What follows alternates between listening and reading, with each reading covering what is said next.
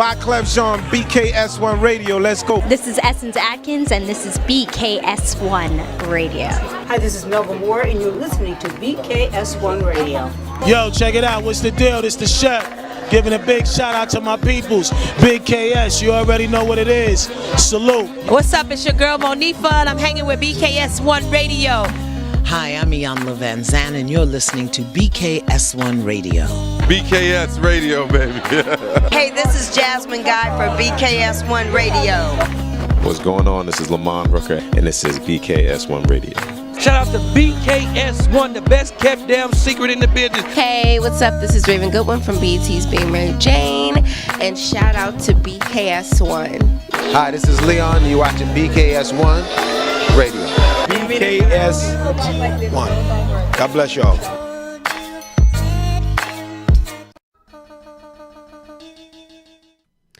Hey, happy Tuesday. I feel like saying welcome back to myself. That's what I feel like saying. Welcome back, Tiffany. Welcome back to your own show. Y'all, it looks like you guys had a heck of a time on my show last week, huh? Happy Tuesday. I hope you guys are doing well. Welcome to the Make Me Matter radio show. Lord. I knew something was going to go down when I put Reverend Bianca Allen, and Steve in charge of the show. And what I thought was going to go down actually did. How are you guys doing? I hope you guys are doing well. Thank you so much for taking the time out. I got 13 minutes to talk about what I want to talk about, and then we're going to get started with what? Dum.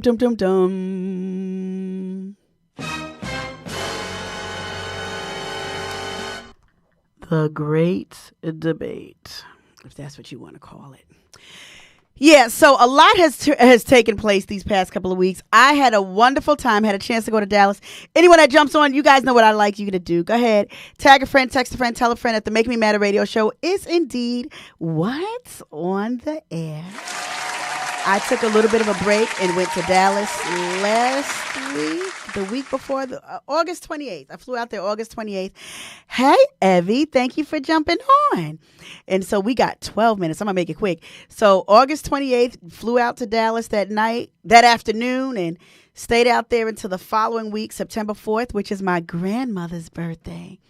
Yeah, in honor of her birthday, I was on a plane. I felt like I was flying to her, but yeah, my grandmother's birthday, came back September 4th, had the best time, did not want to come back, but of course there's responsibilities and things that got to take place here. You got a job, you got things to do, you got the god kids, and so I'm going to be here for a little bit of time, not that much, but a little bit of time. Amen.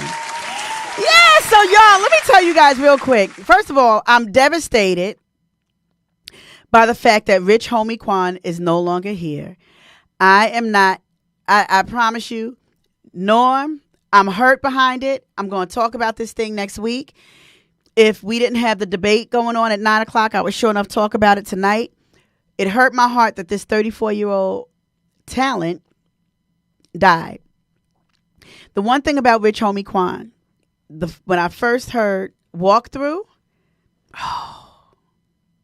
that was my anthem. Whenever I feel a certain kind of way and like I'm going through something, everybody got their go-through song, right? So anytime I felt some kind of way and like I would be going through something in my mind, I couldn't get it together. Yes, I would do gospel, but y'all, I'm a hip hop head. So I would go and play and blast with my windows down, Walk Through. Got me feeling like the man that I walk through. Oh my gosh. No, that's what he said. He said, I'll be feeling like the man when I walk through. Ain't stunting what you saying when I walk through. I got all these staring when I walk through. And I done made a few bands when I walk through. It's like a confidence song. Like when I walk through, y'all, I can't explain it, but that is my song. And that is my anthem. When I get in a car and I feel a certain way, or if I'm leaving to do something, I feel a certain way, I would blast that. I actually felt like walk through when I was in Dallas, when I had a situation. I walked through during an all-white party that my peoples was having. And let me tell you all about this. I walked through, and you know how when you're walking in, I was walking in by myself. I didn't, go with anybody. I went by myself to support. And as I'm walking in, I felt like, okay, if Tupac could say all eyes on me, I felt like that. And then the guys were respectful with looking but not saying anything until I go, there's no seating. So I went to the bar and I got me a cranberry juice. It was cranberry, orange juice, and grenadine. And I'm there getting my virgin drink concoction, right? And this guy walks up on me, walks behind me, and whispers in my ear.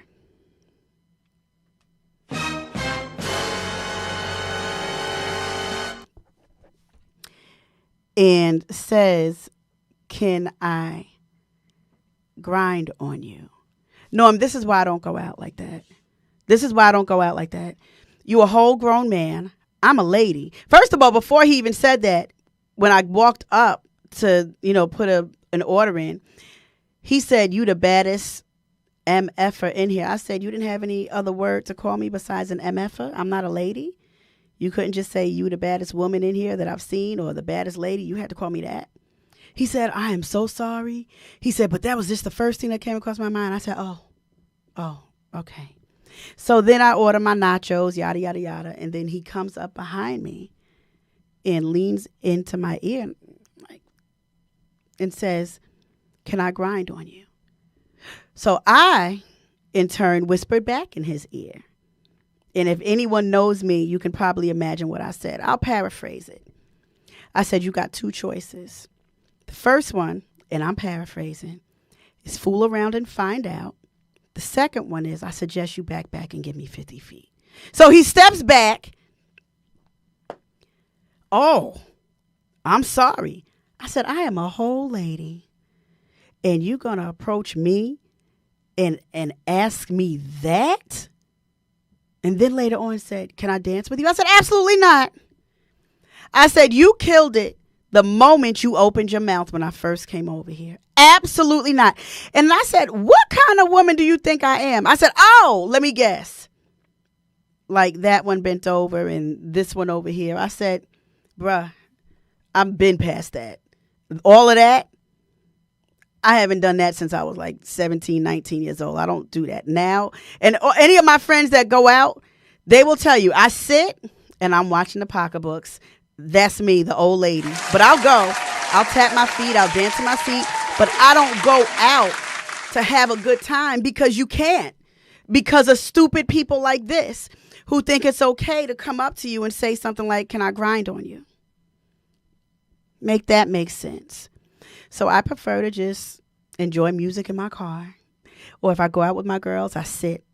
I just, For the most part, Dallas was amazing. The houses were amazing looking at. I really felt like I did not want to come back. So much stuff went on in that regard. I called my girlfriends. I called one of my girlfriends who I call my sissy. I said, "Sissy, let me tell you what happened." She said, "What?" "Oh, I wish I was there." I said, "Oh, I'm glad you weren't, because that one there would have chopped him from the toes up." And so, yeah. So anyway, I got 8 minutes. Oh, I got 6 minutes before we can start going to the debate. The debate will be on tonight at 9 o'clock. We are showing the debate live here from the Make Me Matter radio show. Thank you, Mom. Why? Because this election is critical. This election matters. Your vote and your voice matter. But in the meantime and in between time, I need you guys to go ahead and do me a favor. On January 4th, 2025, I need you guys to go ahead, ladies, register for Unbothered No Filter Conference, 6 p.m. to 10 p.m. at the Pines Manor. We got guest speakers, Lady June Ellis and my darling girl, Raquel Hawkins. We're going to have such an amazing time. Go to www.unbotheredthemovement.com. And let me see what else I got going on here. So this weekend, big shout out to my pastor, Bishop Anthony W. Gilliard. Big shout out to Bishop Anthony W. Gilliard. This is our Women's Weekend, and we have some major things going on from Friday the 13th, Saturday the 14th, and Sunday the 15th. So on Friday the 13th, Okay, so I'm just kidding. Ladies' night, we got a brunch. We have brunch at night, giveaways, games. We're going to have such a good time. Ladies, I would love for you to come out. It is absolutely free. Saturday, September 14th, 10 a.m. to 3 p.m. We got out Taking It to the Streets vendor fair, and the vendors will be out. There will be food and a couple of giveaways. I need you guys to go ahead and show up, show out. We are going to have us an amazing time. And if you are interested in vending, definitely inbox me. Go ahead, let me know that you are interested in vending, and we still got room. We have a solid amount of vendors, but we are always welcoming more. Vending cost is $50. And I don't know what just happened. Oh, that wasn't me. Okay. Vending fee. I thought I touched something because I'm always touching something.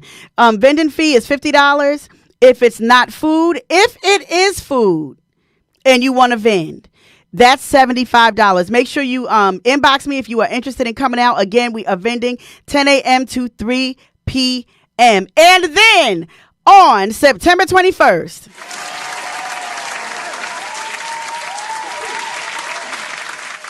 we are doing, what is that called? The House Festival. Is it House Festival? Is it House Fair? There it is. Annual House Music Festival. You guys do not want to miss this. We are going to have an amazing time. Liquor here. You see that? September 21st, 12 p.m. until, is that 9, Norm? Because I can't see. 9:30? Because I can't see. That's 12 p.m. to 9:30 p.m. at Cedarbrook Park. And we are going to have an amazing time. One thing I got to give it up for Norm. Norm truly, he puts on for his city. Hey, Tasha, thank you for joining. Steve, thank you for jumping on. Norm puts on for his city, the annual House Music Festival. You guys do not want to miss it. Okay, we got 2 minutes. Y'all, what were your thoughts on last week's show? I watched the whole show. My phone was blowing up during the show and after. And my goodness, God, today I said, Lord, the folk. The folk. Steve, I'm so glad it's still your favorite show, and I'm so glad to see you. Y'all, we got 2 minutes. And we are getting ready. I want you guys to go ahead, tag a friend, tell a friend, text a friend, and share and let them know that the debate is about to come on. We are going to watch this debate together. We are going to watch this debate together. And I don't know about y'all, but let me tell you something. This is a very crucial time. This one here or the first one? We're in a very crucial time where we need to go ahead and vote. We need to go ahead and vote. Okay. And so what I want to encourage all of us to do, let's spend time watching. Let's spend time hearing. Let's spend time paying attention. Let's pay attention. Let's pay attention. I'm not going to tell you who to vote for. It's not my job to do that. My job is to make sure that you get out and vote. Because your voice still does matter. Because, there's people that'll say, man, I don't like neither one of them. I'm not voting. You listen. Pray and ask God to tell you who you should vote for. Because at the end of the day, every vote really does matter. Even if it's by one. And your one vote can be that particular vote that changes this nation. Am I right, Norm?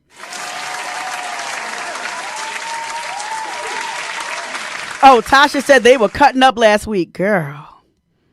Lord Jesus, I got to get my show to be re-virginized. They have de-virginized my show last week. Oh, my God. All right, y'all. It's 9 o'clock. Let's get into this presidential debate. We're going to go ahead and watch this. And we're going to get some comments. I want to see your feedback. I want you guys to talk about in the comment section what your thoughts are. And let's just be honest, even during this time, you don't have to put who you're voting for.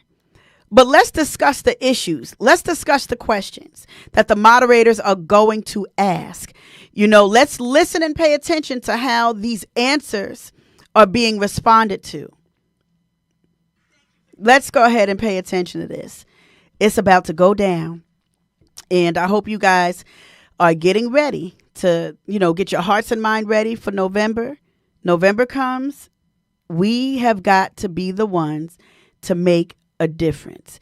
And again, you know, at the end of the day, there's no perfect, and that's in any country, there's no perfect leader. There's absolutely no perfect leader at all. But what there is an element of discernment about who is the greater candidate to be and fit to be able to run a country. And here's the thing, too. I'm not trying to be funny. One person doesn't run the country. They have a team. All right, y'all. They getting ready to get started. Here we go. Don't touch that right there. Oh. Thank you, God, for you, Norm. I love David Muir. Sequential event of their campaigns with Election Day now less than 2 months away. For Vice President Kamala Harris, this is her first debate since President Biden withdrew from the race on July 21st. Of course, that decision followed his debate against President Donald Trump in June. Since then, this race has taken on an entirely new dynamic. And that brings us to the rules of tonight's debate. 90 minutes with 2 commercial breaks. No topics or questions have been shared with the campaigns. The candidates will have 2 minutes to answer questions, and this is the clock. That's what they'll be seeing. 2 minutes for rebuttals and 1 minute for follow-ups, clarifications, or responses. Their microphones will only be turned on when it's their turn to speak. No pre-written notes allowed. There is no audience here tonight in this hall at the National Constitution Center. This is an intimate setting for 2 candidates who have never met. Mic. President Trump won the coin toss. He chose to deliver the final closing statement of the evening. Vice President Harris selected the podium to the right. So let's now welcome the candidates to the stage. Vice President Kamala Harris and President Donald Trump. All right, y'all, here we go.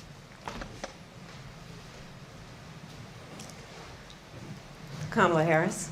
Let's have a good debate. Nice to see you. Have fun. Thank you. Welcome to you both. It's wonderful to have you. It's an honor to have you both here tonight. Good evening. We are looking forward to a spirited and thoughtful debate. So let's get started. I want to begin tonight with the issue that voters repeatedly say is their number one issue, and that is the economy and the cost of living in this country. Vice President Harris, you and President Trump were elected 4 years ago, and your opponent on the stage here tonight often asks his supporters, are you better off than you were 4 years ago? When it comes to the economy, do you believe Americans are better off than they were 4 years ago?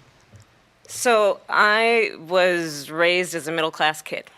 And I am actually the only person on this stage who has a plan that is about lifting up the middle class and working people of America. I believe in the ambition, the aspirations, the dreams of the American people. And that is why I imagine and have actually a plan to build what I call an opportunity economy. Because here's the thing. We know that we have a shortage of homes and housing. And the cost of housing is too expensive for far too many people. We know that young families need support to raise their children, and I intend on extending a tax cut for those families of $6,000, which is the largest child tax credit that we have given in a long time, so that those young families can afford to buy a crib, buy a car seat, buy clothes for their children. My passion, one of them, is small businesses. My mother raised my sister and me, but there was a woman who helped raise us. We call her our second mother. She was a small business owner. I love our small businesses. My plan is to give a $50,000 tax deduction to start up small businesses, knowing they are part of the backbone of America's economy. My opponent, on the other hand, his plan is to do what he has done before, which is to provide a tax cut for billionaires and big corporations, which will result in $5 trillion to America's deficit. My opponent has a plan that I call the Trump's sales tax, which would be a 20% tax on everyday goods that you rely on to get through the month. Economists have said that Trump sales tax would actually result for middle-class families in about $4,000 more a year, because of his policies and his ideas about what should be the backs of middle-class people paying for tax cuts for billionaires. President Trump, I'll give you 2 minutes. First of all, I have no sales tax. That's an incorrect statement. She knows that. We're doing tariffs on other countries. Other countries are going to finally, after 75 years, pay us back for all that we've done for the world. And the tariff will be substantial in some cases. I took in billions and billions of dollars, as you know, from China. In fact, they never took the tariff off because there was so much money they can't. It would totally destroy everything that they've set out to do. They're taking in billions of dollars from China and other places. They've left the tariffs on. When I had tariffs, and yet I had no inflation. Look, we've had a terrible economy because inflation which is really known as a country buster. It breaks up countries. We have inflation like very few people have ever seen before, probably the worst in our nation's history. We were at 21%, but that's being generous because many things are 50, 60, 70, and 80% higher than they were just a few years ago. This has been a disaster for people, for the middle class, but for every class. On top of that, we have millions of people pouring into our country from prisons and jails, from mental institutions and insane asylums, and they're coming in and they're taking jobs that are occupied right now by African Americans and Hispanics, and also unions. Unions are going to be affected very soon. And you see what's happening. You see what's happening with towns throughout the United States. You look at Springfield, Ohio. You look at Aurora in Colorado. They are taking over the towns. They're taking over buildings. They're going in violently.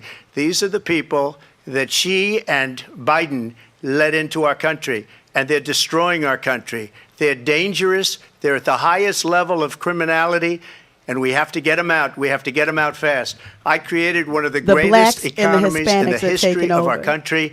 I'll do it again and even better. So I guess we are going to get to immigration and border security during this debate, but I would like to let Vice President Harris respond on the economy. They're taking over. Well, I would love to. Let's talk about what Donald Trump left us. Donald Trump left us the worst unemployment since the Great Depression. Donald Trump left us the worst public health epidemic in a century. Donald Trump left us the worst attack on our democracy since the Civil War. And what we have done is clean up Donald Trump's mess. What we have done and what I intend to do is build on what we know are the aspirations and the hopes of the American people. But I'm going to tell you all in this debate tonight, you're going to hear from the same old tired playbook, a bunch of lies, grievances, and name-calling. What you're going to hear tonight is a detailed and dangerous plan called Project 2025 that the former president intends on implementing if he were elected again.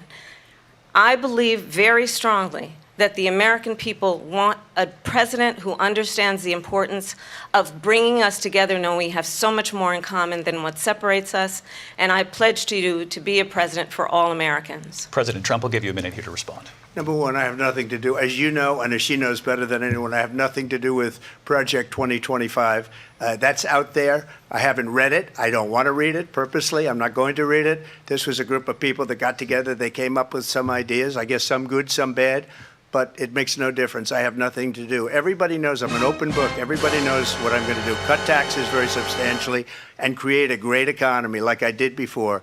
We had the greatest economy. We got hit with a pandemic, and the pandemic was not since 1917, where 100 million people died, has there been anything like it. We did a phenomenal job with the pandemic.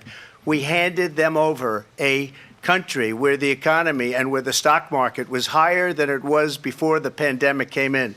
Nobody's ever seen anything like it. We made ventilators for the entire world. We got gowns, we got masks, we did things that nobody thought possible. And people give me credit for rebuilding the military. They give me credit for a lot of things, but not enough credit for the great job we did with the pandemic. But the only jobs they got were bounce back jobs. These were jobs bounce back, and it bounced back and it went to their benefit. But I was the one that created them. They know it, and so does everybody else. Vice President Harris, I'll let you respond. So Donald Trump has no plan for you. And when you look at his economic plan, it's all about tax breaks for the richest people. I am offering what I describe as an opportunity economy, and the best economists in our country, if not the world, have reviewed our relative plans for the future of America. What Goldman Sachs has said is that Donald Trump's plan would make the economy worse, mine would strengthen the economy. What the Wharton School has said is Donald Trump's plan would actually explode the deficit.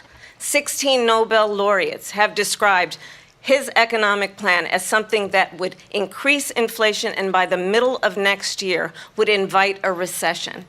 You just have to look at where we are and where we stand on the issues. And I'd invite you to know that Donald Trump actually has no plan for you because he is more interested in defending himself than he is in looking out for you.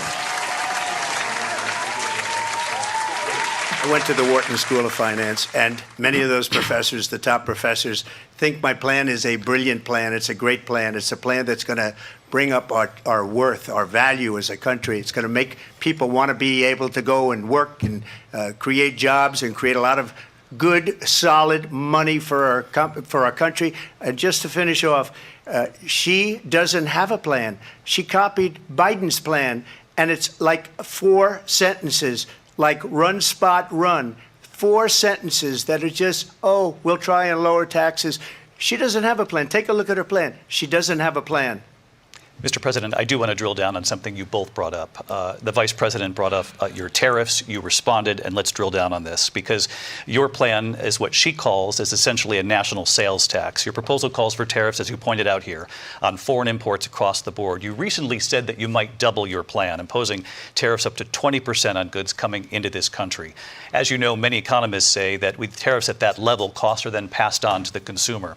Vice President Harris has argued it'll mean higher prices on gas, food, clothing, medication, arguing it costs the typical family nearly $4,000 a year.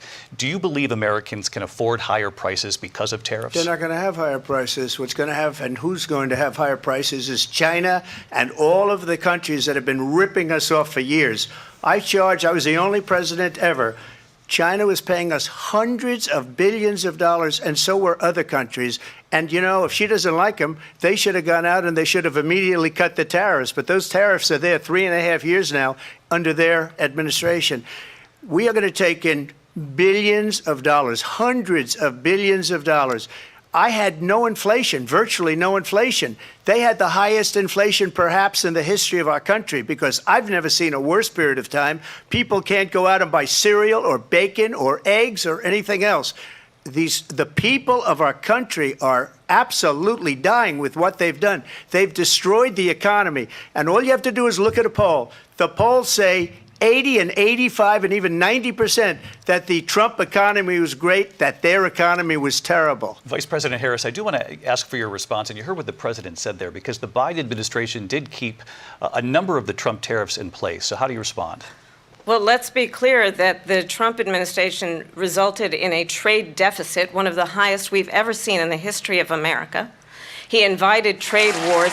You want to talk about his deal with China? What he ended up doing is, under Donald Trump's presidency, he ended up selling American chips to China to help them improve and modernize their military, basically sold us out, when a policy about China should be in making sure the United States of America wins the competition for the 21st century, which means focusing on the details of what that requires, focusing on relationships with our allies, focusing on investing in American-based technology so that we win the race on AI, on quantum computing, focusing on what we need to do to support America's workforce so that we don't end up having, on the short end of the stick, in terms of workers' rights. But what Donald Trump did, let's talk about this, with COVID, is he actually thanked President Xi for what he did during COVID. Look at his tweet. "Thank you, President Xi," exclamation point, when we know that Xi was responsible for lacking and not giving us transparency about the origins of COVID. President Trump, I'll let you respond. First of all, they bought their chips from Taiwan. We hardly make chips anymore because of philosophies like they have and policies like they have. I don't say her because she has no policy. Everything that she believed 3 years ago and 4 years ago is out the window. She's going to my philosophy now. In fact, I was going to send her a MAGA hat. She's gone to my philosophy. But if she ever got elected, she'd change it. And it will be the end of our country. She's a Marxist. Everybody knows she's a Marxist. Her father's a Marxist professor in economics, and he taught her well. But when you look at what she's done to our country, and when you look at these millions and millions of people that are pouring into our country monthly, where it's, I believe, 21 million people, not the 15 that people say, and I think it's a lot higher than the 21, that's bigger than New York State pouring in. And just look at what they're doing to our country. They're criminals. Many of these people coming in are criminals. And that's bad for our economy, too. You know, you mentioned before, we'll talk about immigration later. Well, bad immigration is the worst thing that can happen to our economy. They have, and she has, destroyed our country with policy that's insane. Almost policy that you'd say they have to hate our country. President Trump, thank you. Lindsay? I want to turn to the issue of abortion. President Trump, you've often touted that you were able to kill Roe v. Wade. Last year, you said that you were proud to be the most pro-life president in American history. Then last month, you said that your administration would be great for women and their reproductive rights. In your home state of Florida, you surprised many with regard to your 6-week abortion ban because you initially had said that it was too short. And you said, quote, I'm going to be voting that we need more than 6 weeks. But then the very next day, you reversed course and said you would vote to support the 6-week ban. Vice President Harris says that women shouldn't trust you on the issue of abortion because you've changed your position so many times. Therefore, why should they trust you? Well, the reason I'm doing that vote is because the plan is, as you know, the vote is, they have abortion in the 9th month. They even have, and you can look at the governor of West Virginia, the previous governor of West Virginia, not the current governor, who's doing an excellent job, but the governor before, he said the baby will be born and we will decide what to do with the baby. In other words, we'll execute the baby. And that's why I did that, because that predominates, because they're radical. The Democrats are radical in that. And her vice presidential pick, which I think was a horrible pick, by the way, for our country, because he is really out of it. But her vice presidential pick says abortion in the 9th month is absolutely fine. He also says execution after birth. It's execution, no longer abortion, because the baby is born, is okay. And that's not okay with me, hence the vote. But what I did is something for 52 years. They've been trying to get Roe v. Wade into the states. And through the genius and heart and strength of 6 Supreme Court justices, we were able to do that. Now, I believe in the exceptions for rape, incest, and life of the mother. I believe strongly in it. Ronald Reagan did also. 85% of Republicans do. Exceptions. Very important. But we were able to get it, and now states are voting on it. And for the first time, you're going to see, look, this is an issue that's torn our country apart for 52 years. Every legal scholar, every Democrat, every Republican, liberal, conservative, they all wanted this issue to be brought back to the states where the people could vote. And that's what happened. Now, Ohio, the vote was somewhat liberal. Kansas, the vote was somewhat liberal, much more liberal than people would have thought. But each individual state is voting. It's the vote of the people now. It's not tied up in the federal government. I did a great service in doing it. It took courage to do it. And the Supreme Court had great courage in doing it. And I give tremendous credit to those 6 justices. There is no state in this country where it is legal to kill a baby after it's born. Madam Vice President, I want to get your response to President Trump. Well, as I said, you're going to hear a bunch of lies, and that's not actually a surprising fact. Let's understand how we got here. Donald Trump hand-selected 3 members of the United States Supreme Court with the intention that they would undo the protections of Roe v. Wade. And they did exactly as he intended. And now in over 20 states, there are Trump abortion bans, which make it criminal for a doctor or nurse to provide health care. In one state, it provides prison for life. Trump abortion bans that make no exception even for rape and incest, which understand what that means. A survivor of a crime, a violation to their body, does not have the right to make a decision about what happens to their body next. That is immoral. And one does not have to abandon their faith or deeply held beliefs to agree. The government, and Donald Trump certainly, should not be telling a woman what to do with her body. I have talked with women around our country. You want to talk about this is what people wanted? Pregnant women who want to carry a pregnancy to term, suffering from a miscarriage, being denied care in an emergency room because the healthcare providers are afraid they might go to jail, and she's bleeding out in a car in the parking lot. She didn't want that. Her husband didn't want that. A 12 or 13-year-old survivor of incest being forced to carry a pregnancy to term. They don't want that. And I pledge to you, When Congress passes a bill to put back in place the protections of Roe v. Wade, as President of the United States, I will proudly sign it into law. But understand, if Donald Trump were to be reelected, he will sign a national abortion ban. Understand, in his Project 2025, there would be a national abortion, a monitor that would be monitoring your pregnancies, your miscarriages. I think the American people believe that certain freedoms, in particular the freedom to make decisions about one's own body, should not be made by the government. Thank you, Vice President Harris. Well, there she goes And let's again. just be It's clear, a lie. y'all. I'm not signing a ban, and Ectopic there's no reason to pregnancies sign a and so ban forth. because we've gotten what There's a everybody difference wanted. between using abortion as a Democrats, form of birth Republicans, control and everybody else, and versus every having a legal medical scholar wanted it to be brought procedure. back into the states, Big and the difference. states are voting. And it may take a little time, but for 52 years, this issue has torn our country apart, and they've wanted it back in the states. And I did something that nobody thought was possible. The states are now voting. What she says is an absolute lie. And as far as the abortion ban, no, I'm not in favor of abortion ban, but it doesn't matter because this issue has now been taken over by the states. Would you veto a national abortion ban if it came Well, to I your won't desk? have to because, again, two things. Number one, she said she'll go back to Congress. She'll never get the vote. It's impossible for her to get the vote, especially now with the 50-50 and essentially 50-50 in both Senate and the House. She's not going to get the vote. She can't get the vote. She won't even come close to it. So it's just talk. You know what it reminds me of when they said they're going to get student loans terminated, and it ended up being a total catastrophe. The student loans, and then her, I think probably her boss, if you call him a boss, he spends all his time on the beach. But look, her boss went out and said, we'll do it again. We'll do it a different way. And he went out, got rejected again by the Supreme Court. So all these students got taunted with this whole thing about this whole idea. And how unfair that would have been, part of the reason they lost, to the millions and millions of people that had to pay off their student loans. They didn't get it for free. But they were saying it's the same way that they talked about that they talk about abortion. But if I could just get a yes or no, because your running mate, J.D. Vance, has said that you would veto it if it did come to your desk. Well, I didn't discuss it with J.D. in all fairness. J.D., and I don't mind if he has a certain view, but I think he was speaking for me, but I really didn't.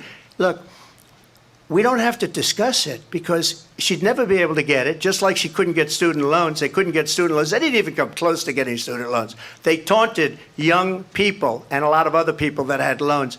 They can never get this approved. So it doesn't matter what she says about going to Congress. Well, wonderful. Let's go to Congress. Do it. But the fact is that for years they wanted to get it out of Congress and out of the federal government. And we did something that everybody said couldn't be done. And now you have a vote of the people on abortion.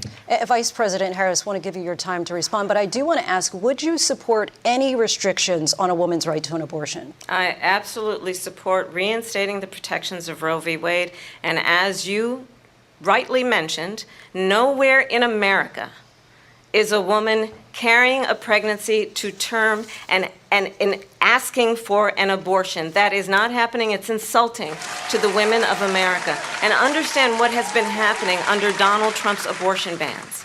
Couples who pray and dream of having a family are being denied IVF treatments.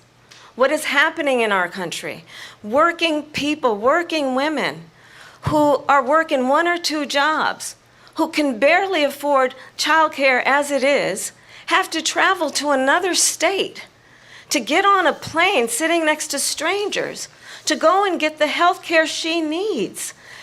Barely can afford to do it, and what you are putting her through is unconscionable. And the people of America have not, the majority of Americans believe in a woman's right to make decisions about her own body, and that is why in every state where this issue has been on the ballot, in red and blue states both, the people of America have voted for freedom. Vice President Harris, Excuse me, I have you. to respond. Another lie. It's another lie. I have been a leader on IVF, which is fertilization. The IVF, I have been a leader. In fact, when they got a very negative decision on IVF from the Alabama courts, I saw the people of Alabama and the legislature 2 days later voted it in. I've been a leader on it. They know that, and everybody else knows it. I have been a leader on fertilization, IVF. And the other thing, you should ask, will she allow abortion in the 8th month, 9th month, 7th month? Come on. Okay, would you do that?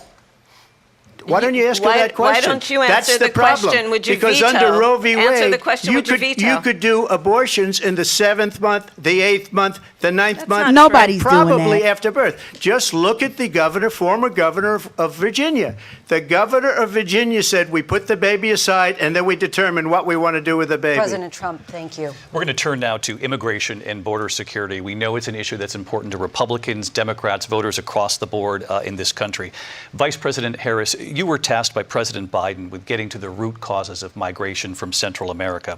We know that illegal border crossings reached a record high in the Biden administration. This past June, President Biden imposed tough new asylum restrictions. We know the numbers since then have dropped significantly. But my question to you tonight is, why did the administration wait until 6 months before the election to act? And would you have done anything differently from President Biden on this? So I'm the only person on this stage who has prosecuted transnational criminal organizations for the trafficking of guns, drugs, and human beings. And let me say that the United States Congress, including some of the most conservative members of the United States Senate, came up with a border security bill which I supported.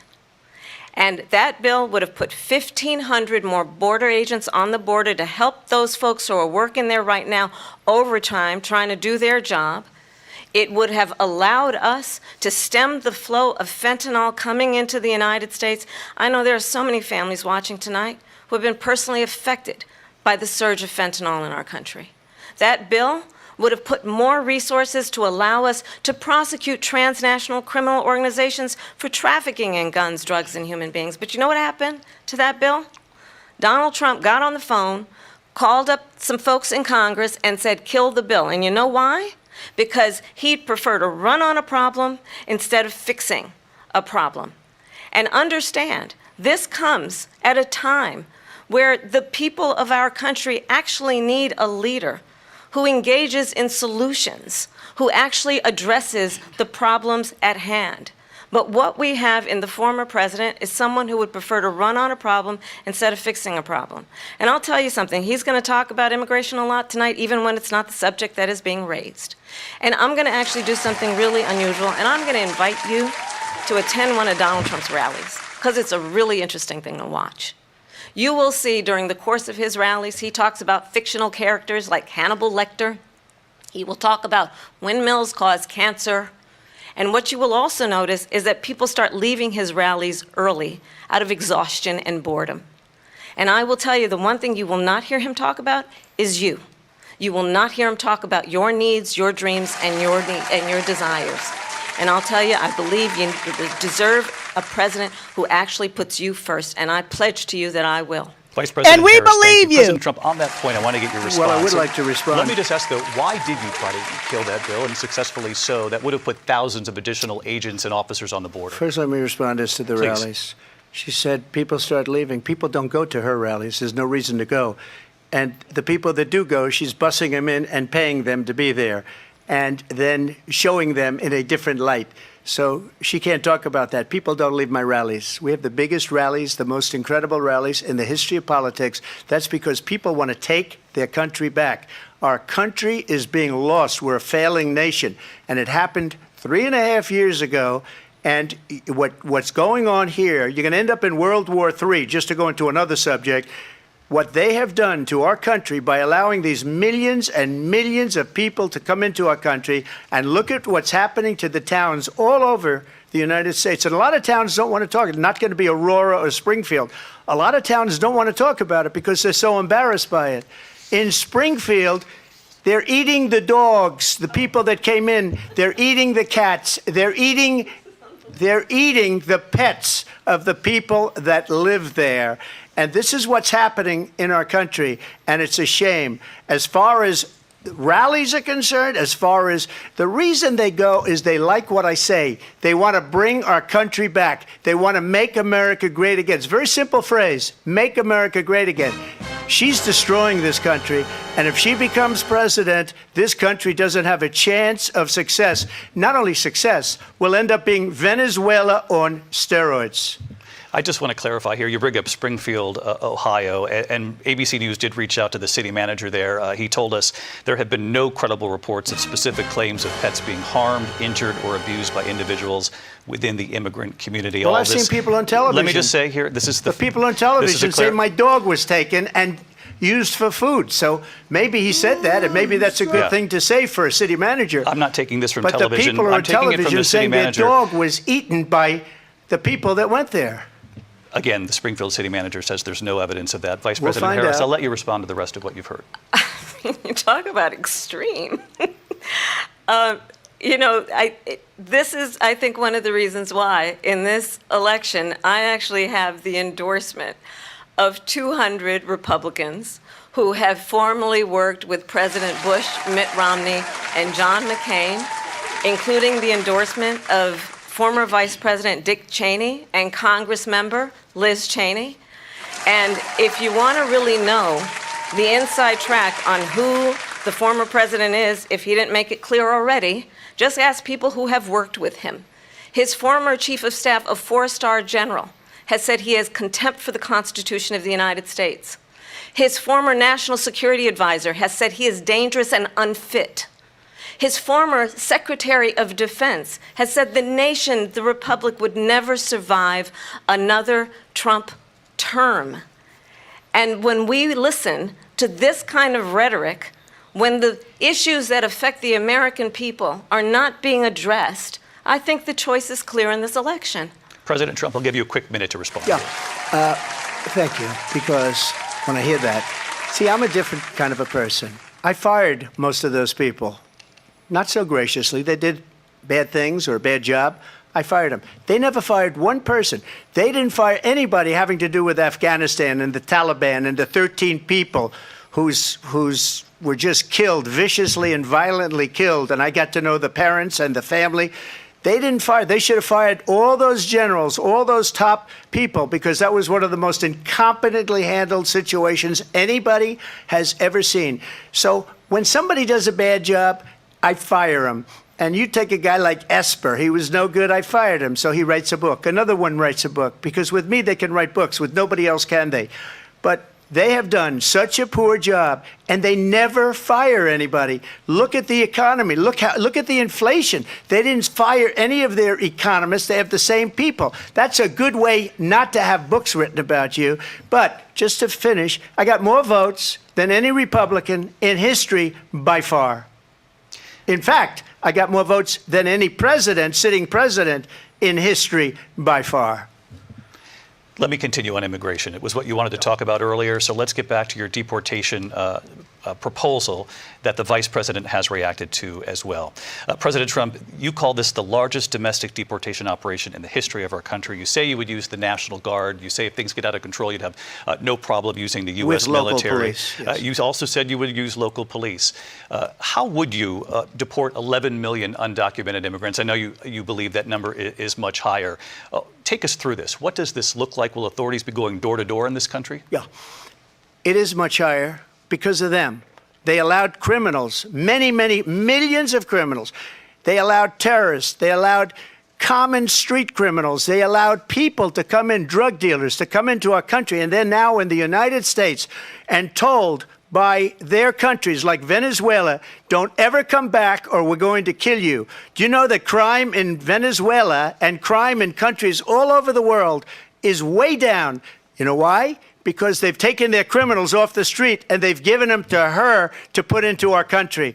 And this will be one of the greatest mistakes in history for them to allow. And I think they probably did it because they think they're going to get votes, but it's not worth it because they're destroying the fabric of our country by what they've done. There's never been anything done like this at all. They've destroyed the fabric of our country. Millions of people let in. And all over the world, crime is down. All over the world except here. Crime here is up and through the roof. Despite their fraudulent statements that they made, crime in this country is through the roof. And we have a new form of crime. It's called migrant crime, and it's happening at levels that nobody thought possible. President Trump, as you know, the FBI says overall violent crime is actually coming down in this country. But Vice Excuse me, President the Harris, FBI they were defrauding statements. They didn't include the worst cities. They didn't include the cities with the worst crime. It was a fraud, just like their number of 818,000 jobs that they said they created turned out to be a fraud. President Trump, thank you. I'll let you respond, Vice President Harris. Well, I think this is so rich, coming from someone who has been prosecuted for national security crimes, economic crimes, election interference, has been found liable for sexual assault, and his next big court appearance is in November at his own criminal sentencing. And let's be clear where each person stands on the issue of what is important about respect for the rule of law and respect for law enforcement. The former vice president called for defunding federal law enforcement, 45,000 agents, get this, on the day after he was arraigned on 34 felony counts.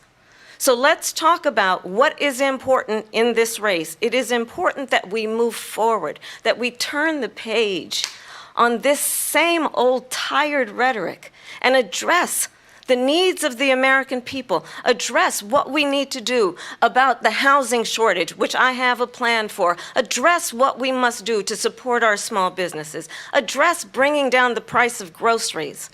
But frankly, the American people are exhausted with this same old tired playbook. Vice President Harris, thank you. Excuse me. Every one of those cases was started by them against their political opponent. And I'm winning most of them, and I will win the rest on appeal. And you saw that with the decision that came down just recently from the Supreme Court. I'm winning most of them. But those are cases, it's called weaponization. Never happened in this country. They weaponized the Justice Department. Every one of those cases was involved with the DOJ, from Atlanta and Fani Willis to the Attorney General of New York and the DA in New York. Every one of those cases. And then they say, oh, he's a criminal. They're the ones that made them go after me. By the way, Joe Biden was found essentially guilty on the documents case. And what happened in my documents case? They said, oh, that's the toughest of them all. A complete and total victory. 2 months ago, it was thrown out. It's weaponization, and they used it, and it's never happened in this country.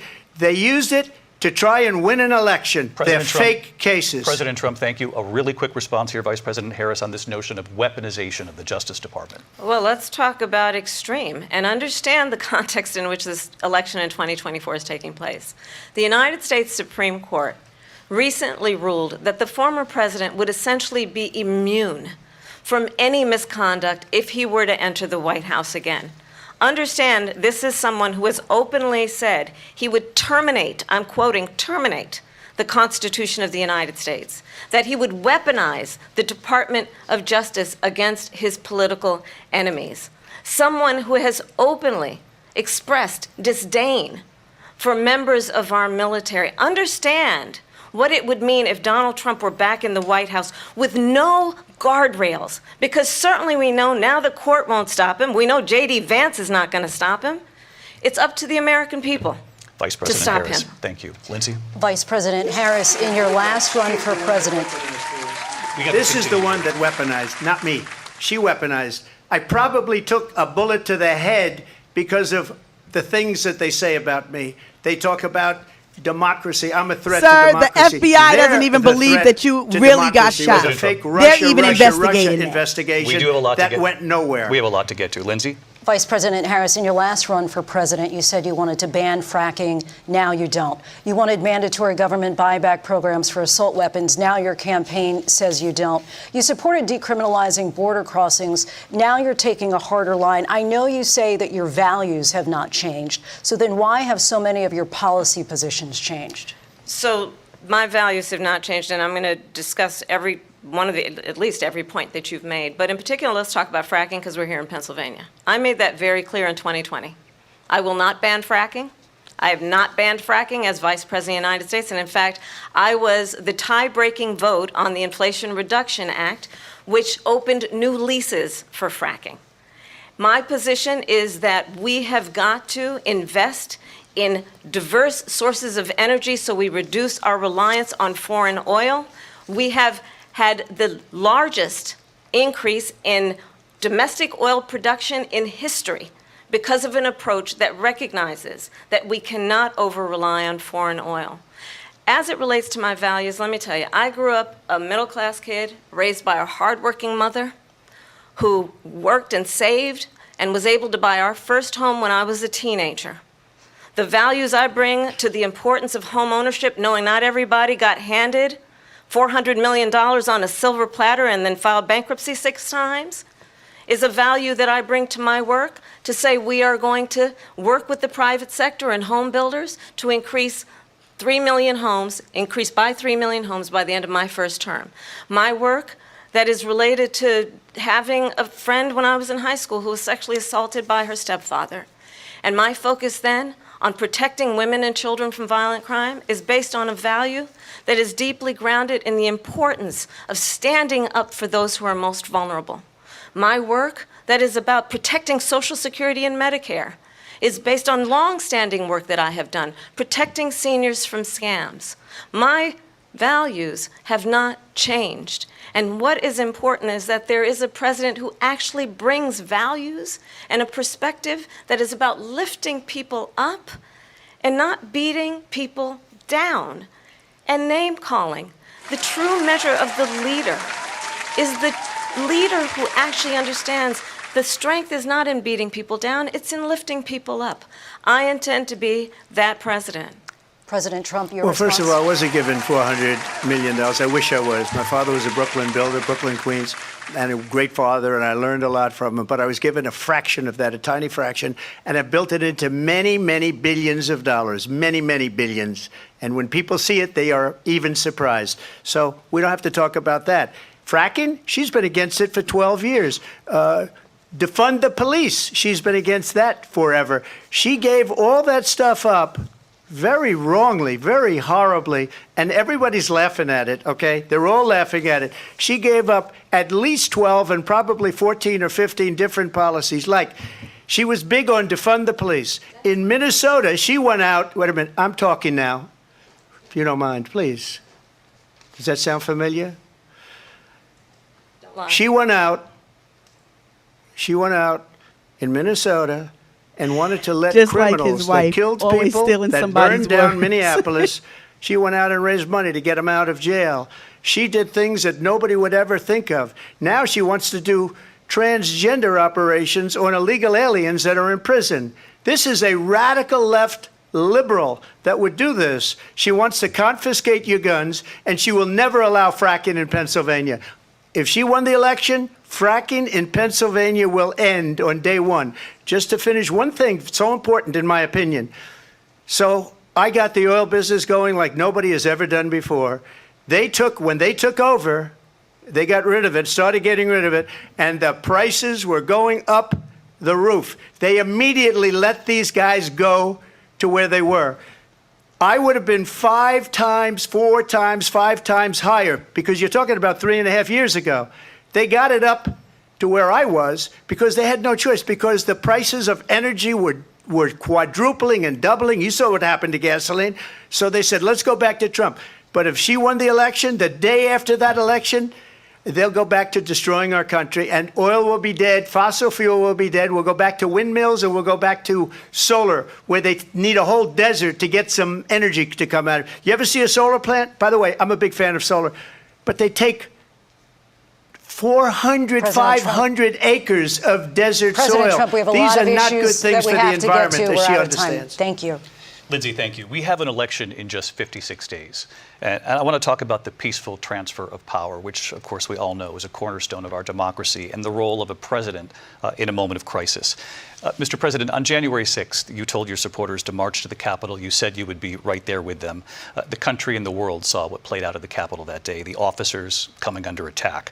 Aides in the West Wing say you watched it unfold on television off the Oval Office. You did send out tweets, but it was more than 2 hours before you sent out that video message telling your supporters to go home. Is there anything you regret about what you did on that day? You just said a thing that isn't covered. Peacefully and patriotically, I said during my speech, not later on. peacefully and patriotically. And nobody on the other side was killed. Ashley Babbitt was shot by an out-of-control police officer that should have never, ever shot her. It's a disgrace. But we didn't do this group of people that have been treated so badly. I ask, what about all the people that are pouring into our country and killing people that she allowed to pour in? She was the border czar, remember that. She was the border czar. She doesn't want to be called the border czar because she's embarrassed by the border. In fact, she said at the beginning, oh, I'm surprised you're not talking about the border yet. That's because she knows what a bad job they've done. What about those people? When are they going to be prosecuted? When are these people from countries all over the world, not just South America? They're coming in from all over the world, David, all over the world. And crime rates are down all over the world because of it. But let me just when ask are those, David, when are those people going to be prosecuted? When are the people that burned down Minneapolis going to be prosecuted? Or in Seattle? They went into Seattle. They took over a big percentage of the city of Seattle. When are those people going to be prosecuted? But let me just ask you. Might ask her that question. You were the president. You were watching it unfold on television. It's a very simple question as we move forward toward another election. Simple. Is there anything you regret about anything what you did on that regret? day? Yes, I had nothing to do with that other than they asked me to make a speech. I showed up for a speech. I said, I think it's going to be big. I went to Nancy Pelosi and the mayor of Washington, D.C. Here we go. And the mayor put it back in writing, as you know. I said, you know, this is going to be a very big rally or whatever you want to call it. And again, it wasn't done by me. It was done by others. I said, I'd like to give you 10,000 National Guard or soldiers. They rejected me. Nancy Pelosi rejected me. It was just 2 weeks ago, her daughter has a tape of her saying she is fully responsible for what happened. They want to get rid of that tape. It would have never happened if Nancy Pelosi and the mayor of Washington did their jobs. I wasn't responsible for security. Nancy Pelosi was responsible. She didn't do her job. The question was about you as president, not about former Speaker Pelosi. But I do want Vice President Harris to respond here. I was at the Capitol on January 6th. I was the vice president-elect. I was also an acting senator. I was there. And on that day, the President of the United States incited a violent mob to attack our nation's capital, to desecrate our nation's capital. On that day, 140 law enforcement officers were injured, and some died. And understand, the former president has been indicted and impeached for exactly that reason. But this is not an isolated situation. Let's remember Charlottesville, where there was a mob of people carrying tiki torches, spewing anti-Semitic hate. And what did the president then at the time say? There were fine people on each side. Let's remember that when it came to the Proud Boys, a militia, the president said, the former president said, stand back and stand by. So for everyone watching who remembers what January 6th was, I say, we don't have to go back. Let's not go back. We're not going back. It's time to turn the page.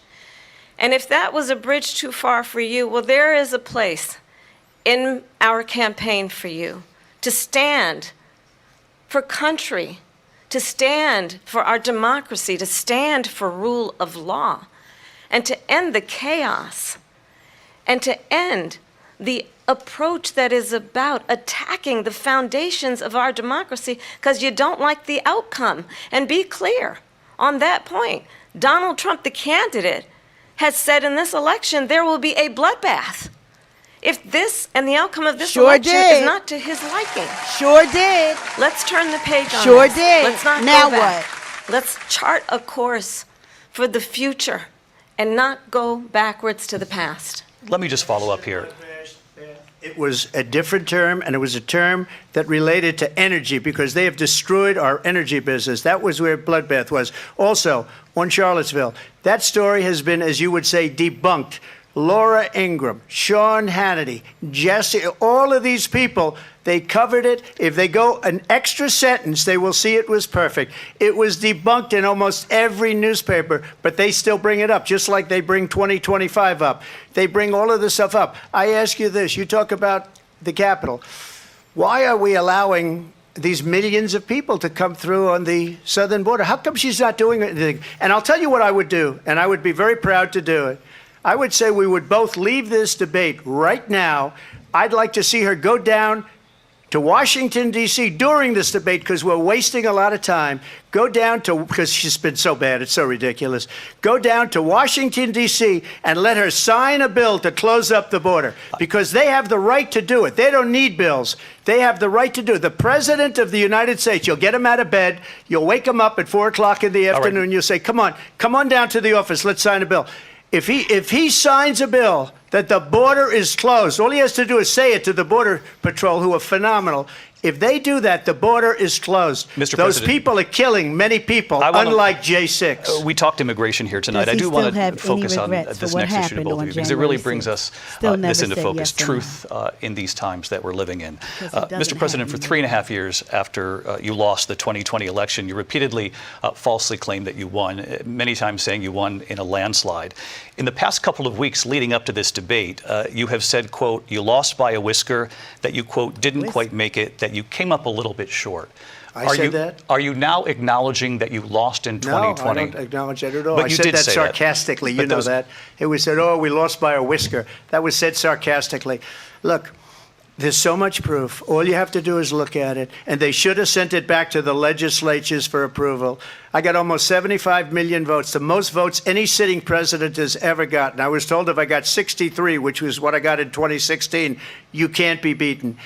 The election, people should never be thinking about it. An election is fraudulent. We need two things. We need walls, and we have to have it. We have to have borders, and we have to have good elections. Our elections are bad. And a lot of these illegal immigrants coming in, they're trying to get them to vote. They can't even speak English. They don't even know what country they're in practically. And these people are trying to get them to vote. And that's why they're allowing them to come into our country. I did watch all of these pieces of video. I didn't detect the sarcasm, lost by a whisker. We didn't quite make it. And we should just point out here as clarification, and you know this, you and your allies, 60 cases in front of many judges, many of them Republican. No judge looked at it. And said they there was said no we didn't have widespread standing. That's the other thing. They said we didn't have standing, a technicality. Can you imagine a system where a person in an election doesn't have standing? The President of the United States doesn't have standing. That's how we lost. If you look at the facts, and I'd love to have you'll do a special on it. I'll show you Georgia, and I'll show you Wisconsin, and I'll show you Pennsylvania, and I'll show you. We have so many facts and statistics, but you know what? That doesn't matter, because we have to solve the problem that we have right now. That's old news. And the problem that we have right now is we have a nation in decline, and they have put it into decline. We have a nation that is dying, David. Mr. President, thank you. Vice President Harris, you heard the president there tonight. He said he didn't say that he lost by a whisker. So he still believes he did not lose the election that was won by President Biden and yourself.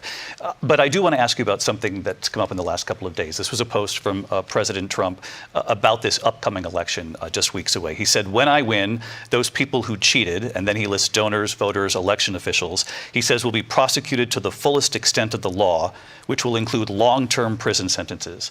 One of your campaign's top lawyers responded saying, we won't let Donald Trump intimidate us. We won't let him suppress the vote.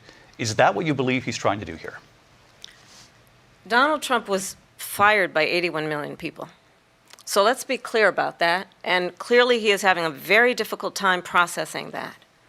But we cannot afford to have a president of the United States who attempts, as he did in the past, to upend the will of the voters in a free and fair election. And I'm going to tell you that I have traveled the world as Vice President of the United States, and world leaders are laughing at Donald Trump. I have talked with military leaders, some of whom worked with you, and they say you're a disgrace. And when you then talk in this way in a presidential debate and deny what over and over again are court cases you have lost because you did in fact lose that election, it leads one to believe that perhaps we do not have in the candidate to my right the temperament or the ability to not be confused about fact. That's deeply troubling, and the American people deserve better. I'll give you 1 minute to respond, Mr. President. Let me just say about world leaders. Viktor Orban, one of the most respected men, they call him a strong man. He's a tough person, smart, Prime Minister of Hungary. They said, why is the whole world blowing up? 3 years ago it wasn't. Why is it blowing up? He said, because you need Trump back as president. They were afraid of him. China was afraid, and I don't like to use the word afraid, but I'm just quoting him. China was afraid of him. North Korea was afraid of him. Look at what's going on with North Korea, by the way. He said Russia was afraid of him. I ended the Nord Stream 2 pipeline, and Biden put it back on day one, but he ended the XL pipeline. The XL pipeline in our country, he ended that. But he let the Russians build a pipeline going all over Europe and heading into Germany, the biggest pipeline in the world. Look, Viktor Orban said it. He said the most respected, most feared person is Donald Trump. We had no problems when Trump was president, but when this weak, pathetic man that you saw at a debate just a few months ago, that if he weren't in that debate, he'd be running instead of her. She got no votes. He got 14 million votes. What you did, you talk about a threat to democracy. He got 14 million votes, and they threw him out of office. And you know what? I'll give you a little secret. He hates her. He can't stand her. But he got 14 million votes.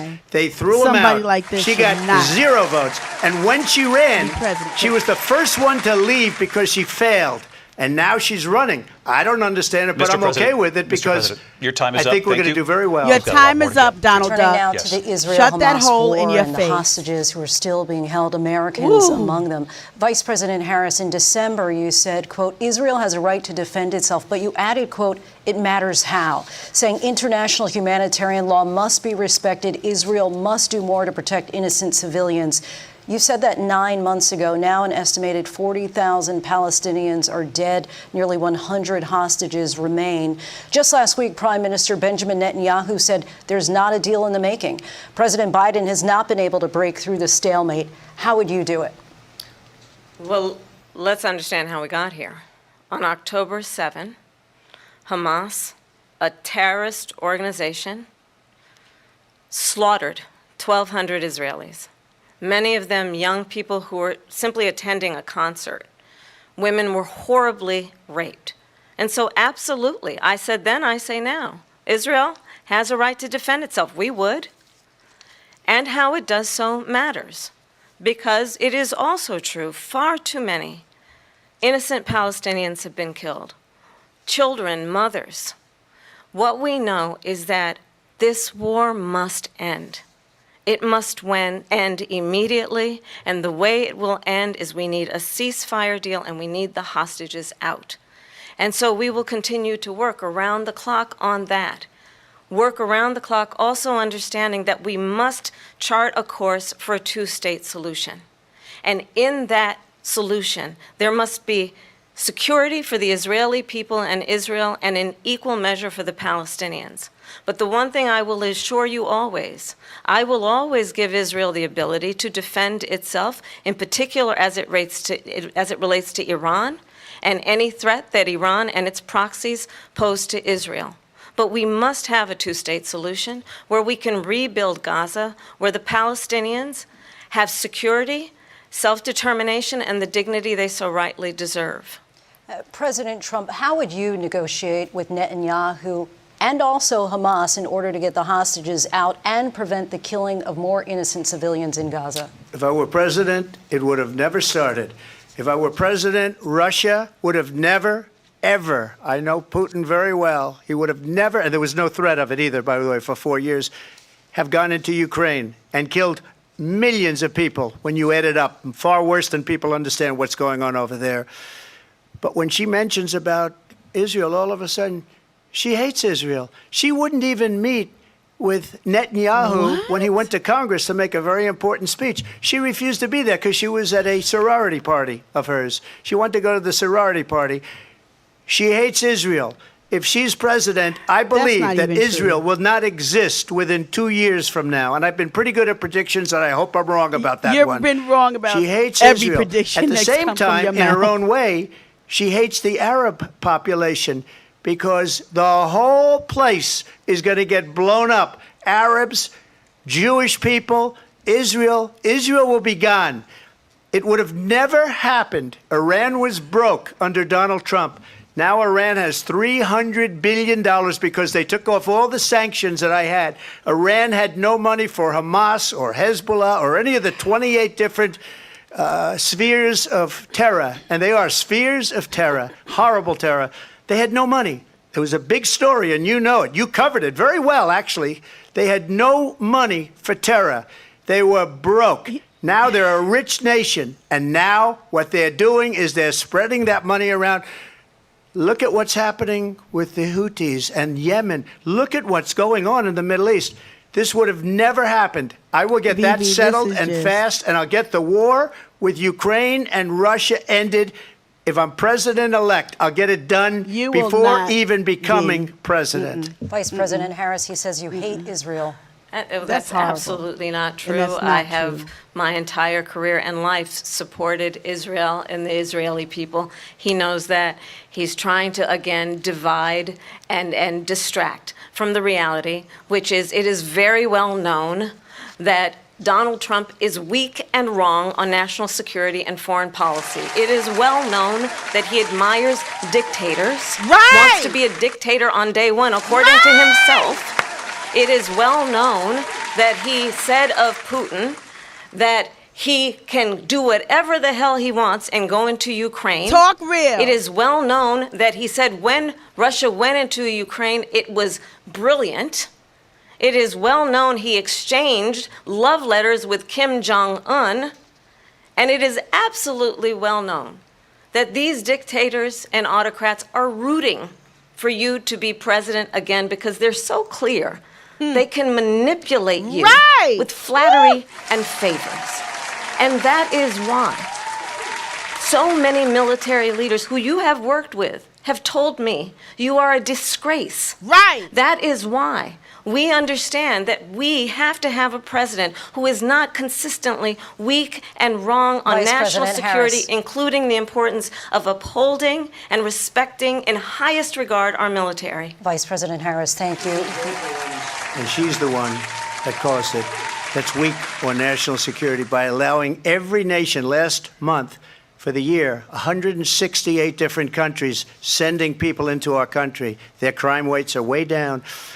Putin endorsed her last week, said, I hope she wins. And I think he meant it because what he's gotten away with is absolutely incredible. It wouldn't have happened with me. The leaders of other countries think that they're weak and incompetent, and they are. They're grossly incompetent. And I just ask one question. Why does Biden go in and kill the Keystone Pipeline and approve the single biggest deal that Russia's ever made, Nord Stream 2, the biggest pipeline anywhere in the world going to Germany and all over Europe? Because they're weak and they're ineffective. And Biden, by the way, President gets paid Trump, a lot of money. Thank you. We have a lot of issues to get to. We'll be right back with much more of this historic ABC News presidential debate from the National Constitution Center right here in Philadelphia. Back in a moment. Well, y'all, this has been an incredible night. The I'm ABC just News like presidential blown away debate will continue behind after what's this. going on. This has been a night like no other. Getting ready, watching all of this, and I am getting ready to leave, go home, and I'm going to finish watching the rest of it. I thank you guys so much. I only got 20 minutes. Well, then you know what? We're going to enjoy this commercial, and at the end of the day, yeah, you ain't never lied. What are your thoughts about what you are watching? Throw it up in the comment section. What are your thoughts? Tasha Folk Wise just said she is clear and concise.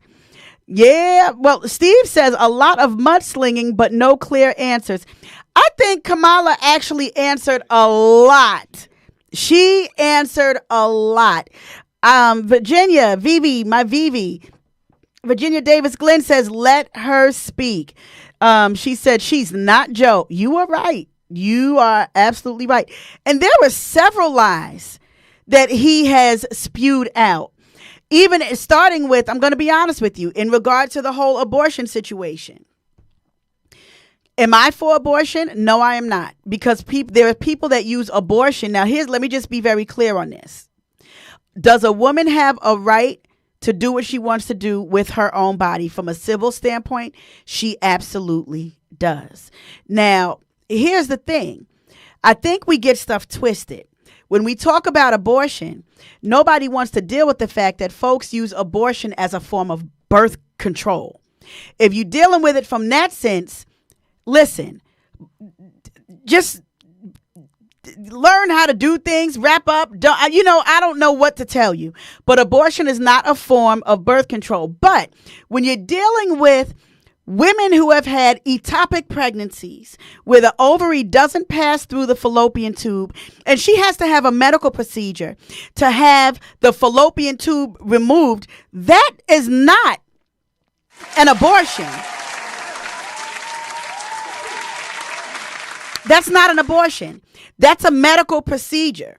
There's different procedures that women have that cannot be deemed as abortion. I think we need to be very clear.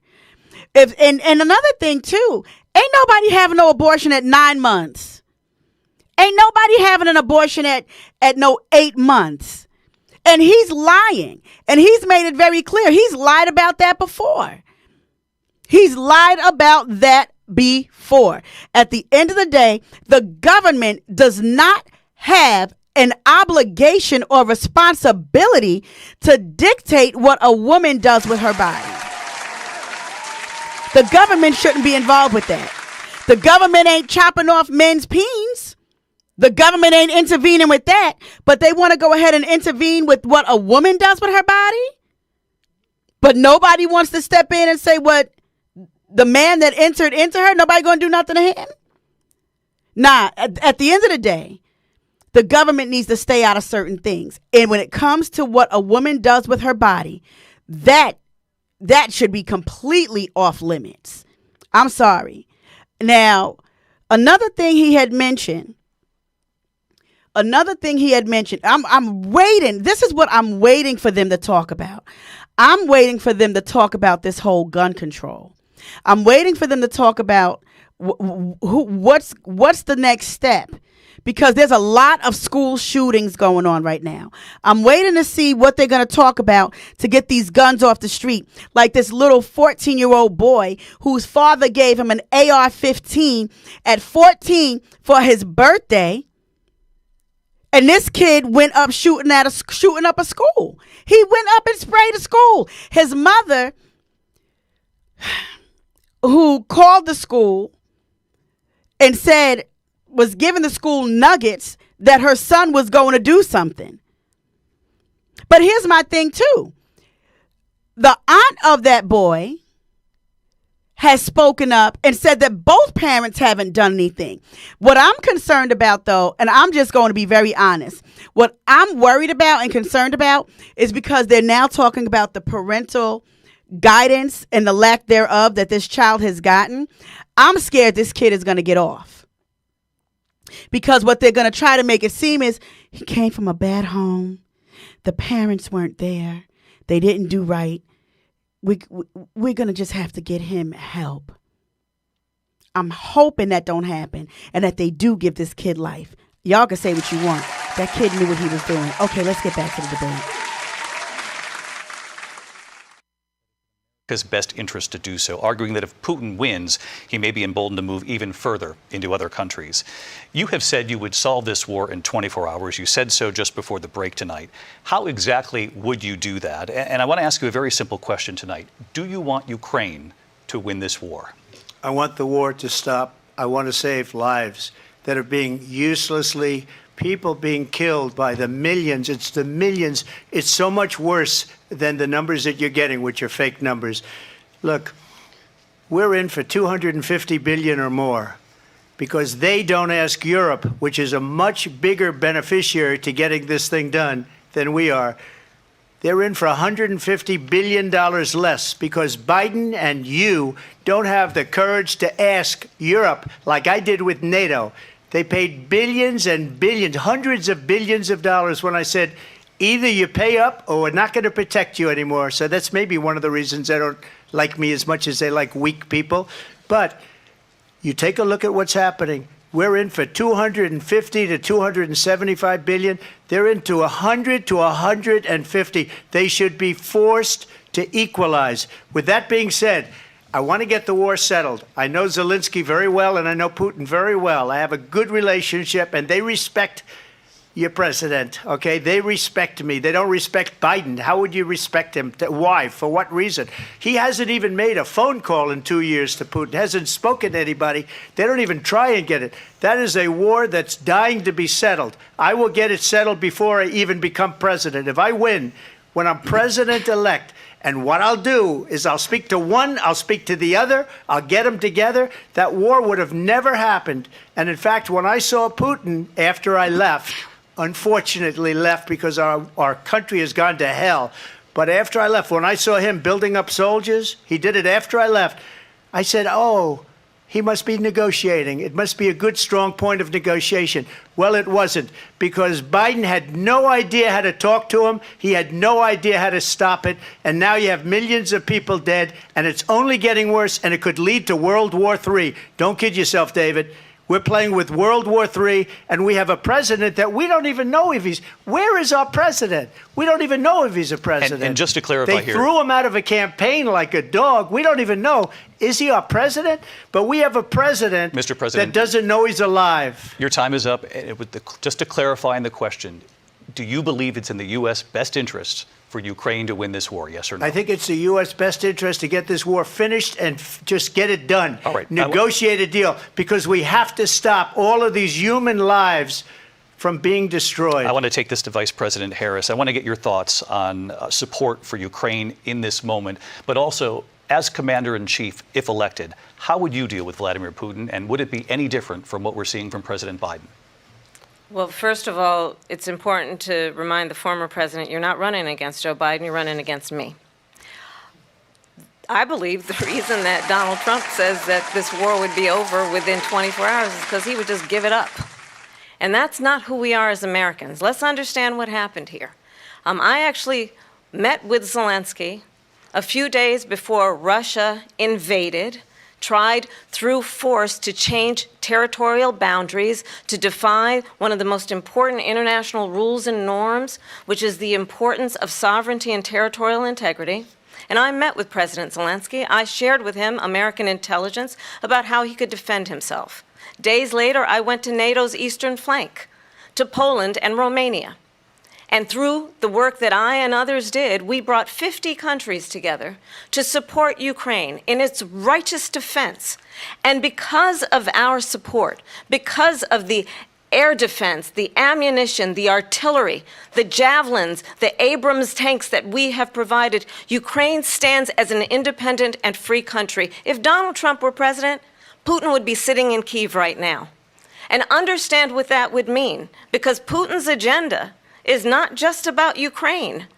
Understand why the European allies and our NATO allies are so thankful that you are no longer president, and that we understand the importance of the greatest military alliance the world has ever known, which is NATO, and what we have done to preserve the ability of Zelensky and the Ukrainians to fight for their independence. Otherwise, Putin would be sitting in Kyiv with his eyes on the rest of Europe, starting with Poland. And why don't you tell the 800,000 Polish Americans right here in Pennsylvania how quickly you would give up for the sake of favor and what you think is a friendship with what is known to be a dictator who would eat you for lunch. Vice President Harris, thank you. We've heard from both of you on Ukraine tonight. Afghanistan came up in the last hour. I wanted her to respond to something you said earlier, and please, I'll give you a minute here. Putin would be sitting in Moscow, and he wouldn't have lost 300,000 men and women, but he would have been sitting in Moscow. Quiet, please. He would have been sitting in Moscow, much happier than he is right now. But eventually, you know, he's got a thing that other people don't have. He's got nuclear weapons. They don't ever talk about that. He's got nuclear weapons. Nobody ever thinks about that. And eventually, maybe he'll use them, and maybe he hasn't been that threatening, but he does have that. Something we don't even like to talk about. Nobody likes to talk about it. But just so you understand, they sent her to negotiate peace before this war started. 3 days later, he went in and he started the war because everything they said was weak and stupid. They said the wrong things. That war should have never started. She was the emissary. They sent her in to negotiate with Zelensky and Putin, and she did. And the war started 3 days later. And that's the kind of talent we have with her. She's worse than Biden. In my opinion, I think he's the worst president in the history of our country. She goes down as the worst vice president in the history of our country. But let me tell you something. She is a horrible negotiator. They sent her in to negotiate. As soon as they left, Putin did the invasion. President Trump, thank you. You did bring up something. You said she went to negotiate with Vladimir Putin. Vice President Harris, have you ever met Vladimir Putin? Can you clarify tonight? Yet again, I said it at the beginning of this debate, you're going to hear a bunch of lies coming from this fellow. And that is another one. When I went to meet with President Zelensky, I've now met with him over 5 times. The reality is it has been about standing as America always should, as a leader upholding international rules and norms, as a leader who shows strength, understanding that the alliances we have around the world are dependent on our ability to look out for our friends and not favor our enemies because you adore strong men instead of caring about democracy. And that is very much what is at stake here. The President of the United States is Commander-in-Chief. And the American people have a right to rely on a president who understands the significance of America's role and responsibility in terms of ensuring that there is stability and ensuring we stand up for our principles and not sell them for the benefit of personal flattery. We've talked about Ukraine and Vladimir Putin. I do want to talk about Afghanistan. It came up in the first hour of this debate. I want to move on to Afghanistan. Stoltenberg said Trump did the most amazing thing I've ever seen. He got these countries, the 28 countries at the time, to pay up. He said, I've never seen, he's the head of NATO. He said, I've never seen. For years, we were paying almost all of NATO. We were being ripped off by European nations, both on trade and on NATO. I got them to pay up by saying one of the statements you made before, if you don't pay, we're not going to protect you. Otherwise, we would have never gotten it. He said it was one of the most incredible jobs that he's ever seen done. Thank you. I want to turn to Afghanistan. It came up in the first hour of the debate, and we witnessed a poignant moment today on Capitol Hill, honoring the soldiers who died in the chaotic withdrawal from Afghanistan. I do want to ask the Vice President, do you believe you bear any responsibility in the way that withdrawal played out? Well, I will tell you, I agreed with President Biden's decision to pull out of Afghanistan. 4 presidents said they would, and Joe Biden did. And as a result, America's taxpayers are not paying the $300 million a day we were paying for that endless war. And as of today, there is not one member of the United States military who is in active duty in a combat zone in any war zone around the world, the first time this century.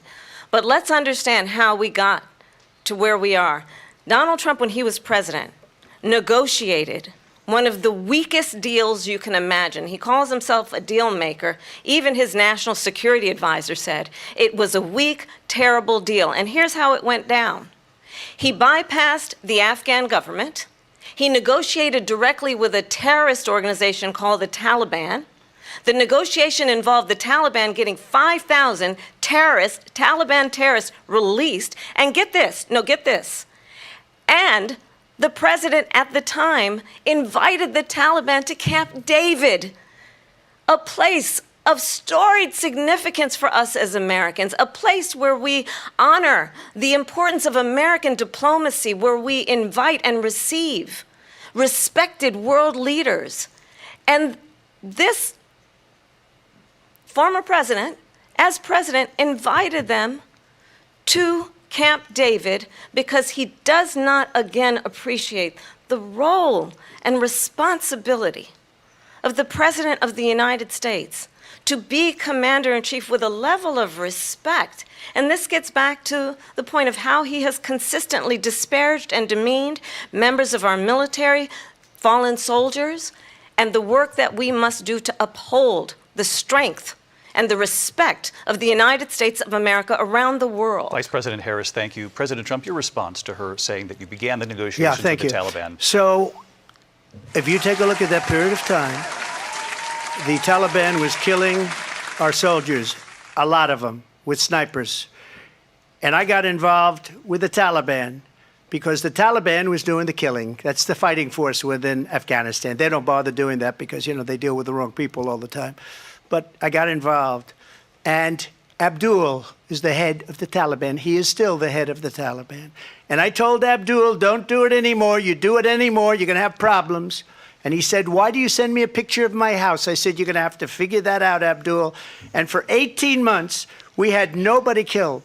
We did have an agreement negotiated by Mike Pompeo. It was a very good agreement. The reason it was good, we were getting out. We would have been out faster than them, but we wouldn't have lost the soldiers. We wouldn't have left many Americans behind, and we wouldn't have left $85 billion worth of brand new, beautiful military equipment behind. And just to finish, they blew it. The agreement said you have to do this, and they didn't do it. They didn't do it. The agreement was terminated by us because they didn't do what they were supposed to do. I want to move on. And these people did the worst withdrawal, and in my opinion, the most embarrassing moment in the history of our country. And by the way, that's why Russia attacked Ukraine, because they saw how incompetent she and her boss are. President Trump, thank you. I want to move on now to race and politics in this country. Mr. President, you recently said of Vice President Harris, quote, I didn't know she was black until a number of years ago when she happened to turn black, and now she wants to be known as black. I want to ask a bigger picture question here tonight. Why do you believe it's appropriate to weigh in on the racial identity of your opponent? I don't, and I don't care. I don't care what she is. I don't care. You make a big deal out of something. I couldn't care less. Whatever she wants to be is okay with me. But those were your words, so I'm I asking. don't know. I mean, all I can say is I read where she was not black, that she put out, and I'll say that. And then I read that she was black, and that's okay. Either one was okay with me. That's up to her. That's up to her. Vice President Harris, your thoughts on this? I think honestly, I think it's a tragedy that we have someone who wants to be president who has consistently, over the course of his career, proved his incompetency, attempted to use race to divide the American people. Talk real. I do believe that the vast majority of us know that we have so much more in common than what separates us, and we don't want this kind of approach that is just constantly trying to divide us, and especially by race. And let's remember how Donald Trump started. He was he owned land, he owned buildings, and he was investigated because he refused to rent property to black families. Let's remember, this is the same individual who took out a full-page ad in the New York Times calling for the execution of 5 young black and Latino boys who were innocent, the Central Park 5. Took out a full-page ad calling for their execution. This is the same individual who spread birther lies about the first black president of the United States. And I think the American people want better than that, want better than this, want someone who understands, as I do, I travel our country. We see in each other a friend. We see in each other a neighbor. We don't want a leader who is constantly trying to have Americans point their fingers at each other. I meet with people all the time who tell me, can we please just have discourse about how we're going to invest in the aspirations and the ambitions and the dreams of the American people? Knowing that regardless of people's color or the language their grandmother speaks, we all have the same dreams and aspirations and want a president who invests in those, not in hate and division. Vice President Harris, thank you. Lindsay? President Trump, this is now your 3rd time. This is the most divisive presidency in the history of our country. There's never been anything like it. They're destroying our country, and they come up with things like what she just said. Going back many, many years, when a lot of people, including Mayor Bloomberg, agreed with me on the Central Park 5, they admitted, they said, they pled guilty. And I said, well, if they pled guilty, they badly hurt a person, killed a person ultimately. And if they pled guilty, then they pled, we're not guilty. But this is a person that has to stretch back years, 40, 50 years ago, because there's nothing now. I built one of the greatest economies in the history of the world, and I'm going to build it again. It's going to be bigger, better, and stronger. But they're destroying our economy. They have no idea what a good economy is. Their oil policies, every single policy. And remember this, she is Biden. You know, she's trying to get away from Biden. I don't know the gentleman, she says. She is Biden. The worst inflation we've ever had, a horrible economy because inflation has made it so bad, and she can't get away with that. Thank you. Your time is up, Lindsay. When did she say she doesn't know the gentleman? Briefly. He's Clearly, such a liar. I am not Joe Biden. Right. And I am certainly not Donald Trump. Thank God for that. And what I do offer is a new generation of leadership for our country. One who believes in what is possible, one who brings a sense of optimism about what we can do instead of always disparaging the American people. I believe in what we can do to strengthen our small businesses, which is why I have a plan. Let's talk about our plans and let's compare the plans. I have a plan to give startup businesses $50,000 tax deduction, to pursue their ambitions, their innovation, their ideas, their hard work. I have a plan, $6,000 for young families for the first year of your child's life, to help you in that most critical stage of your child's development. I have a plan that is about allowing people to be able to pursue what has been fleeting in terms of the American dream by offering a help with down payment of $25,000 down payment assistance for first-time home buyers. That's the kind of conversation, I believe, David, that people really want tonight, as opposed to a conversation that is constantly about belittling and name-calling. Let's turn the page Vice President and move Harris, forward. thank you. Let's turn to policy. President Trump, we have to move on. President Trump. Let's turn to policy, please. To defund the police. She has a plan to confiscate everybody's gun. President Trump, she we has do a have to plan move on to not other allow issues. fracking in Pennsylvania or anywhere else. Okay. That's you, what Mr. her plan is until just recently. I just need Lindsay, to go ahead. respond. No, because Trump, no, the President former Trump. president has said No, I'm something sorry. twice that I need to respond to. I'm sorry. We're I just going need to to move on, respond Vice one President time Harris. to what he President has said Trump, this multiple is times. now your Yes. third time running for president. You have long vowed to repeal and replace the Affordable Care Act, also known as Obamacare. You have failed to accomplish that. You now say you're going to keep Obamacare, quote, unless we can do something much better. Correct. Last month you said, quote, we're working on it. So tonight, 9 years after you first started running, do you have a plan, and can you tell us what it is? Obamacare was lousy health care, always was. It's not very good today. And what I said, that if we come up with something, and we are working on things, we're going to do it and we're going to replace it. But remember this, I inherited Obamacare because Democrats wouldn't change it. They wouldn't vote for it. They were unanimous. They wouldn't vote to change it. If they would have done that, we would have had a much better plan than Obamacare. But the Democrats came up. They wouldn't vote for it. I had a choice to make when I was president. Do I save it and make it as good as it can be, never going to be great, or do I let it rot? And I felt I had an obligation, even though politically it would have been good to just let it rot and let it go away. I decided, and I told my people, the top people, and they're very good people. I have a lot of good people in that administration.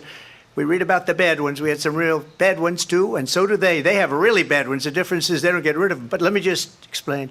I had a choice to make. Do I save it and make it as good as it can be, or do I let it rot? And I saved it. I did the right thing. But it's still never going to be great, and it's too expensive for people. And what we will do is we're looking at different plans. If we can come up with a plan that's going to cost our people, our population, less money and be better health care than Obamacare, then I would absolutely do it. But until then, I'd run it as good as it can be run. So just a yes or no, you still do not have a plan? I have concepts of a plan. I'm not president right now. But if we come up with something, I would only change it if we come up with something that's better and less expensive. And there are concepts and options we have to do that. And you'll be hearing about it in the not too distant future. Vice President Harris, in 2017, you supported Bernie Sanders' proposal to do away with private insurance and create a government-run healthcare system. 2 years later, you proposed a plan that included a private insurance option. What is your plan today?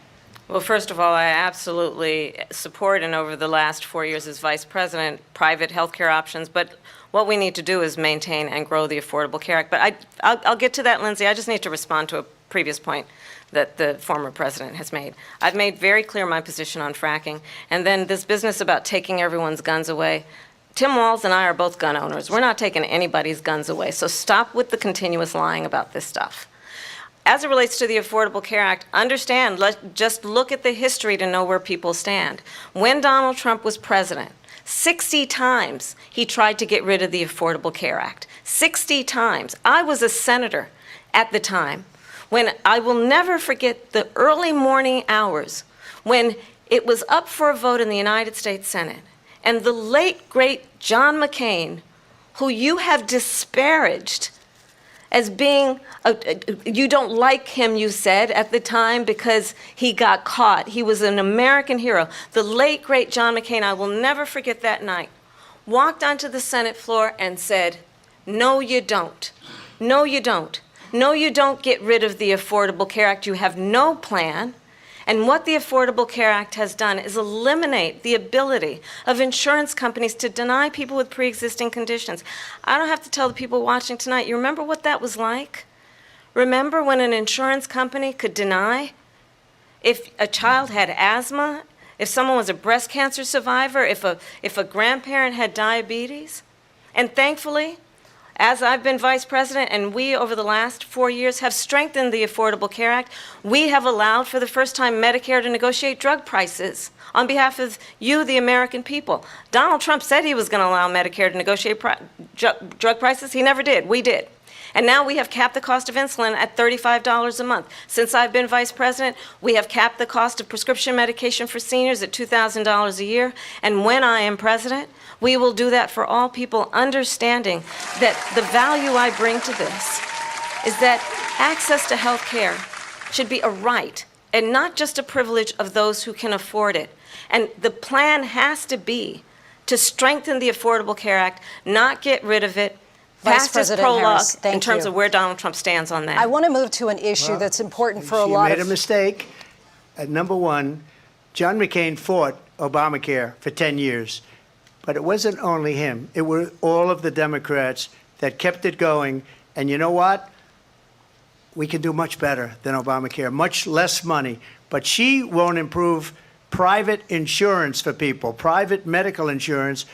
That's another thing she doesn't want to get. People Trump are paying privately for insurance that have worked hard and made money, and they want to have private. She wants everybody to be on government insurance where you wait 6 months for an operation that you need immediately. President Trump, thank you. We have another issue that we'd like to get to that's important for a number of Americans, in particular younger voters, and that's climate change. President Trump, with regard to the environment, you say that we have to have clean air and clean water. Vice President Harris, you call climate change an existential threat.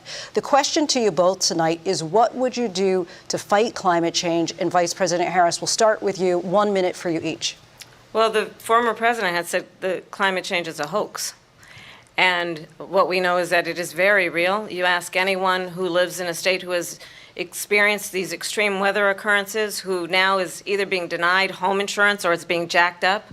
You ask anybody who has been the victim of what that means in terms of losing their home, having nowhere to go. What do you guys We think know that of we this can debate actually so deal far? with What this are your issue. The thoughts? young people What of do you America think care about deeply about this both issue. sides? And I What am are proud that your as vice president over the last concerns? 4 years, we have invested $1 do you trillion think?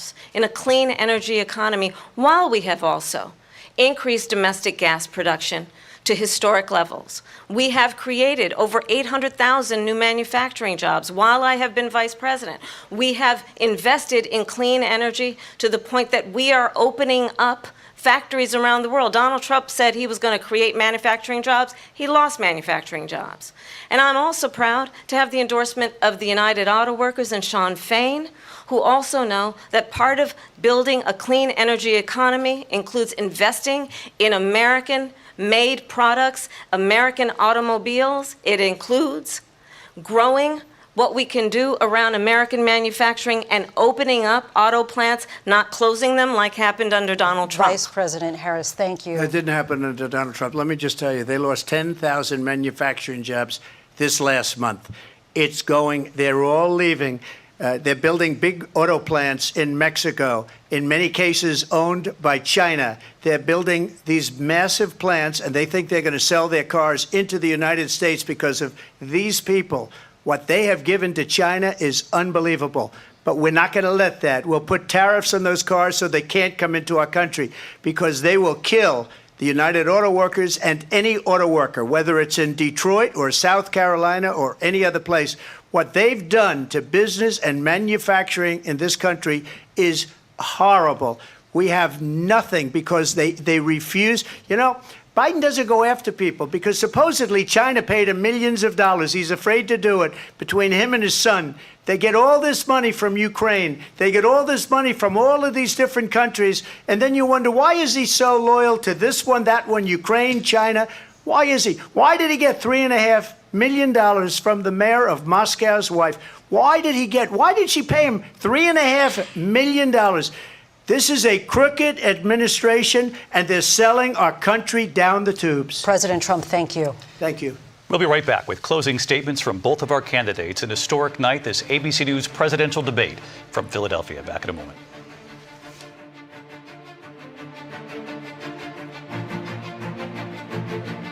The ABC News presidential debate will continue after this. This PBS News presentation is made possible by Consumer Cellular. What are y'all thoughts about this debate so far?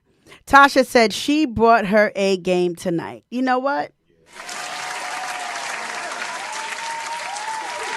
I think she did too. What do you think about, what questions would you like to have heard this evening during the debate? What questions would you want both of them to be asked? What is it that you would say, you know what? There's a few questions that I would like to ask, or a few questions that I wish they would have asked. What questions would you have expected to have heard tonight before they come out with their closing remarks? Tasha said, and he brought his number. Yeah. You know what the sad part is? That over 40% of America, Tasha, would vote for this fool. And here's the thing. They would only vote for him for the sake of pro-life and the whole anti-homosexual, transgender lifestyle. They don't take into consideration the poor. Even if they are poor, they're not even taking that into consideration. They're so far. A lot of people that are voting for that would consider Trump, first of all, I don't see how a woman would consider him.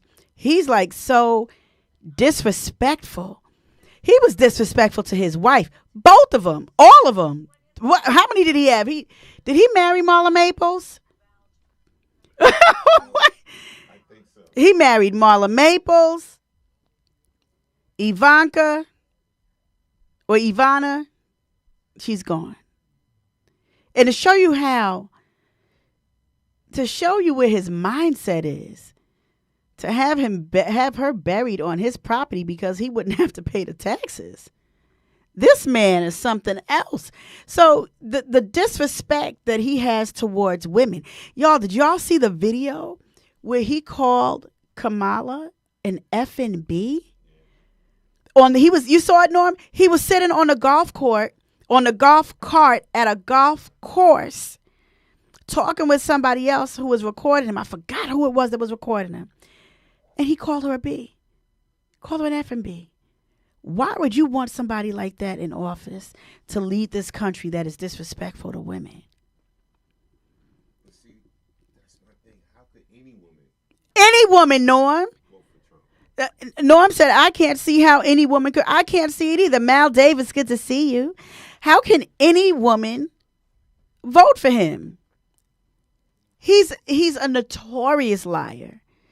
He is disrespectful. Poor, what's her name? What's the new wife's name? Number 543, whatever. Melania. And she sides with him, of course. in public.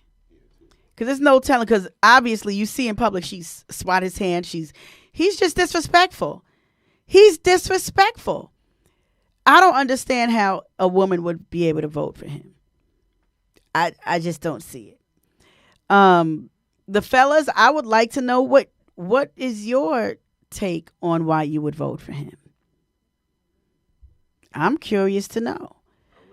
I'm curious to know what Norm said he would never vote for him. I'm curious to know from a parental standpoint why parents would consider voting for him. And he's not denounced not one shooting where these kids have done mass shootings. And it's not black kids doing it. Let's just be honest. It's not African American kids. At the end of the day, they still push this agenda to go ahead and put guns out there, get guns out there and put these guns in these kids' hands. But if it was a black child doing this, you best believe it, they'd find a reason to try to get this off the street. Here we go. Welcome back tonight. The time has come for closing statements, and Vice President Harris, we begin with you. So I think you've heard tonight two very different visions for our country. One that is focused on the future, and the other that is focused on the past, and an attempt to take us backward. But we're not going back. And I do believe that the American people know we all have so much more in common than what separates us. And we can chart a new way forward.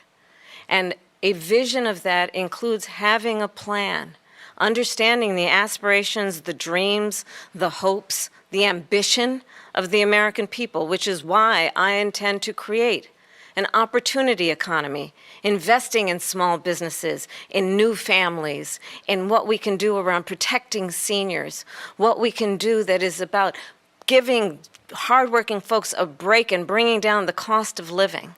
I believe in what we can do together that is about sustaining America's standing in the world and ensuring that we have the respect that we so rightly deserve, including respecting our military and ensuring we have the most lethal fighting force in the world. I will be a president that will protect our fundamental rights and freedoms, including the right of a woman to make decisions about her own body and not have her government tell her what to do. I'll tell you, I started my career as a prosecutor. I was a DA, I was an attorney general, a United States senator, and now vice president. I've only had one client, the people. And I'll tell you, as a prosecutor, I never asked a victim or a witness, are you a Republican or a Democrat? The only thing I ever asked them, are you okay? And that's the kind of president we need right now. Someone who cares about you and is not putting themselves first. I intend to be a president for all Americans and focus on what we can do over the next 10 and 20 years to build back up our country by investing right now in you, the American people. Vice President Harris, thank you. President Trump? So she just started by saying she's going to do this, she's going to do that, she's going to do all these wonderful things. Why hasn't she done it? She's been there for 3.5 years. They've had 3.5 years to fix the border. They've had 3.5 years to create jobs and all the things we talked about. Why hasn't she done it? She should leave right now, go down to that beautiful White House, go to the Capitol, get everyone together and do the things you want to do, but you haven't done it and you won't do it because you believe in things that the American people don't believe in. You believe in things like we're not going to frack. We're not going to take fossil fuel. We're not going to do things that are going to make this country strong, whether you like it or not. Germany tried that, and within 1 year, they were back to building normal energy plants. We're not ready for it. We can't sacrifice our country for the sake of bad vision. But I just ask one simple question. Why didn't she do it? We're a failing nation. We're a nation that's in serious decline. We're being laughed at all over the world. All over the world, they're laughing. I know the leaders very well. They're coming to see me. They call me. We're laughed at all over the world. They don't understand what happened to us as a nation. We're Ain't not a nobody leader. coming to see we don't you, have Otis. any idea what's going on. We have wars going on in the Middle East. We have wars going on with Russia and Ukraine. We're going to end up in a third world war, and it'll be a war like no other because of nuclear weapons, the power of weaponry. I rebuilt our entire military. She gave a lot of it away to the Taliban. She gave it to Afghanistan. What these people have done to our country, and maybe toughest of all, is allowing millions of people to come into our country. Many of them are criminals, and they're destroying our country. The worst president, the worst vice president in the history of our country. President Trump, thank you. And that is our ABC News presidential debate from here in Philadelphia at the National Constitution Center. I'm Lindsay Davis. And I'm David Muir. Thank you for watching here in the U.S. and all over the world, and from all of us here at ABC News. Good night. And that is the end of the first presidential debate between these two candidates, Vice President Kamala Harris and former President Donald Trump. Also likely the only debate we will see in between these two candidates. That's the truth. That is going to be the only debate that we will see between those two. Listen, she doesn't need to debate him again at all. He is so... She really set off, in her defense, she set off with the look of being more presidential than him. Tasha, you're welcome. I'm getting ready to head on out. Thank you guys so much for this special night of Making Me Matter. Yes, indeed. It was a special night of Making Me Matter tonight. We enjoyed watching this, but there's no way that I was going to do my show and not present something this important to the community and to those who watch the show, to those who share, who might have an opportunity to tune in. This is what Making Me Matter is about. It's about the people. That's what she said. I have one client. The people. How about that? Norm, I have one client. That's what I'm going to do. I'm going to ask her if I can borrow that. Salute back to you, Tasha. I have one client, y'all. The people.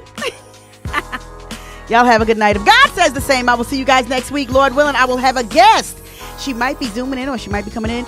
My girl, Donna Hicks Izzard, with her Jesus Journals, and probably one of the most business-minded women I've ever met in my life. You guys need to tune in. Hope you guys enjoyed the show.